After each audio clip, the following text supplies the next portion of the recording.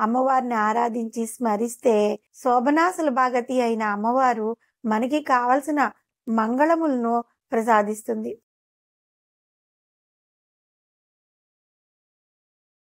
శ్రీమాత్రే నమః.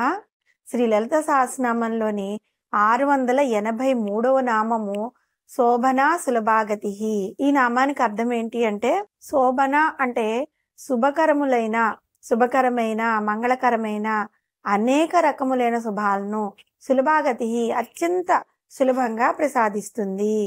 జగన్మాత తనని సేవించి ఆరాధించే భక్తులకు ఈ సమస్త సన్మంగళములను ప్రసాదిస్తూ ఉంటుందన్నమాట. భక్తులు సులభంగా పొందగలిగిన తల్లి కాబట్టి ఆ తల్లిని శోభనా సులభాగతి అనే నామంతో కీర్తించారు. ప్రతి జీవుడు కూడా తన జీవిత గమనంలో పొందదగినవి జగన్మాత అయిన ఆ తల్లి నుండి ఆశించదగినవి చతుర్విధ పురుషార్థములు అంటే వ్యక్తికి కావలసినవి. హిందూ మత సాంప్రదాయంలో అందరికీ అవసరమైన 4 పురుషార్థాలు ఏంటి అంటే, ధర్మం అంటే ఏంటి, నీతి, విద్యతో కూడిన మతము, లేదంటే సామాజిక నియమాలకు కట్టుబడి జీవించడం అన్నమాట. అర్థము అంటే ధన సంపాదన, కీర్తి. కామము అంటే శారీరక లేక ఇంద్రియ లేక లౌకిక సుఖాలు. మోక్షము అంటే పునర్జన్మ రాహిత్యము లేక సంసార చక్రం నుండి విడుదల అన్నమాట. అంటే ఈ బంధాలని విడదీసుకుని అమ్మవారి ధ్యానంలో గడపడం అన్నది దీనిలోకి వస్తుంది. వీటిని ఆశ్రమ ధర్మాలు అని కూడా అంటూ ఉంటారు. మొదట 3 గృహస్థాశ్రమ ధర్మాలు అంటారు. గృహస్థులు పాటించవలసిన ధర్మాలు అన్నమాట. వ్యక్తి ధర్మానికి బద్ధుడే ధనాన్ని సంపాదించాలని, తర్వాత సుఖాలు అనుభవించాలని అంటారు. కనుకనే ధర్మేచ అర్థేచ కామేచ నాతిచరామి అని పెళ్లిలో ప్రమాణం చేస్తూ ఉంటారు. తర్వాత వానప్రస్థాశ్రమంలో భార్యాభర్తలు కలిసి ఉంటూనే లౌకిక భోగాలకు దూరంగా ఉండి మోక్షార్థులే జపతపాలు నిర్వహించవచ్చు అన్నమాట.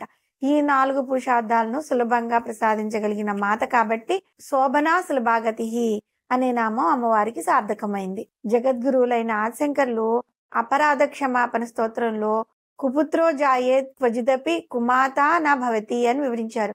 అంటే చెడ్డవాడైన కుమారుడు ఉండొచ్చేమో కానీ చెడ్డదైన తల్లి మాత్రం ఉండదట. కుమారుడు ఎంత చెడ్డవాడైనా అతడు బాగుండాలనే, వృద్ధిలోకి రావాలనే తల్లి ఎప్పుడూ కోరుకుంటుంది. ప్రాపంచికమైన తల్లికే ఇంత ప్రేమ ఆప్యాయత కొడుకు మీద ఉంటే ఆ బ్రహ్మ కీటజన్య అయిన ఆ తల్లికి బిడ్డల మీద ఎంత ప్రేమ ఉండాలి. నీతివంతమైన జీవితం గడిపే వారికి అవసరమైన అన్నిటినీ సమకూరుస్తుంది. కాబట్టి జగన్మాతను శోభనా సులభాగతి అని అన్నారు. ఈ శోభనా సులభాగతి అనే నామంలో 3 అందమైన పదాల కూర్పు అన్నమాట. శోభన, సులభ, గతి. ఈ 3 పదాలు అందులో ఉన్నాయి. ఆదిపరాశక్తి మోక్షాది పురుషార్థ స్వరూపిణి కాబట్టి శోభన, సుఖముగా ఉపాసించగలిగింది కాబట్టి సులభ, పొందదగిన స్థానము గతి. విశ్వకోశము గతి అనగా మార్గము, దశ, జ్ఞానము, యాత్ర, ఉపాయము అని అర్థాలు చెప్పుకొచ్చింది. కూర్మ పురాణము ఈ దేవియే పొందదగిన గతుల్లో ఉత్తమ గతి అని వివరించింది. శోభనములైన అనేక మంగళకరమైన కోరికలను సులభంగా పొందడానికి గతిని అంటే మార్గాన్ని చూపిస్తుంది ఆ జగన్మాత. పరబ్రహ్మ స్వరూపుడైన శ్రీకృష్ణ భగవానుడు భగవద్గీతలో 9వ అధ్యాయమైన రాజవిద్య రాజగుహ్య యోగంలోని 22వ శ్లోకంలో ఏమని వివరించారు అంటే, పరమేశ్వరుడైన నన్ను నిరంతరం భక్తితో చింతన చేస్తూ నిష్కామ భావంతో నన్ను సేవించే వారి యొక్క యోగక్షేమాలు నేనే చూస్తాను. భగవంతుడు వివరించిన దాన్ని బట్టి శోభనా సులభాగతి అయిన జగన్మాత కూడా ఈ సమస్త సన్మంగళములను పొందడానికి కావాల్సింది అనన్యమైన భక్తి మాత్రమే అని మనకు కూడా ఇక్కడ తెలియజెప్తూ ఉన్నారనమాట. ఇంకా శోభనా సులభాగతి అనే నామమును శోభన అసులభాగతి, శోభన ప్లస్ అసులభాగతి అని కూడా విడదీయచ్చు. అసులభాగతి అంటే దుర్లభమైన మానవ జన్మను పొంది దేవిని పూజించి స్మరిస్తే అది శోభనమును లేదా మంగళకరమైన జన్మ అవుతుంది. దేవి భాగవతం నందు ఎవరు భాగవతమును వినరో, ఎవరు మూల ప్రకృతి అయిన దేవిని పూజింపరో అట్టి నరుల జన్మ వ్యర్థము అని ఉంది. కనుక దేవిని పూజించి సులభంగా ముక్తిని పొందవచ్చునమాట. శుభస్కరాలు సులభముగా పొందదగినది శోభనాగతి అయిన పరమేశ్వరిని మనము ఈ విధంగా పూజించడం ద్వారా కూడా మనము సులభంగా పట్టుకోవచ్చు అన్నమాట. మనము ఈ లలితా సహస్రనామం చదువుతున్నప్పుడు గమనించింది ఏంటి? శోభన అనే పదము చాలా నామాల్లో కలిసింది కదా! పదే పదే ఆ నామాన్ని కలపటంలో గల ఉద్దేశ్యం ఏంటి అంటే, జగన్మాత శోభనాకరమైంది లేదా మంగళకరమైంది.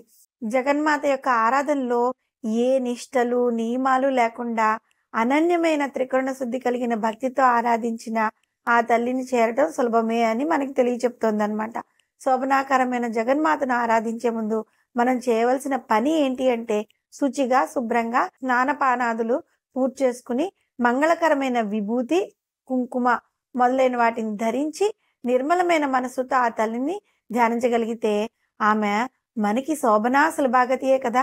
ప్రతి మానవుడు కూడా తన జీవితంలో కావలసిన ధర్మార్థ కామ మోక్షములను నిరతము నిర్మలమైన నిష్కల్మమైన మనసుతో అమ్మవారిని ఆరాధించి స్మరిస్తే, శోభనా సులభాగతి అయిన అమ్మవారు మనకి కావలసిన మంగళములను ప్రసాదిస్తుంది. శుభకరములను మనకి అమ్మవారు ప్రసాదిస్తుంది. శ్రీమాత్రే నమః.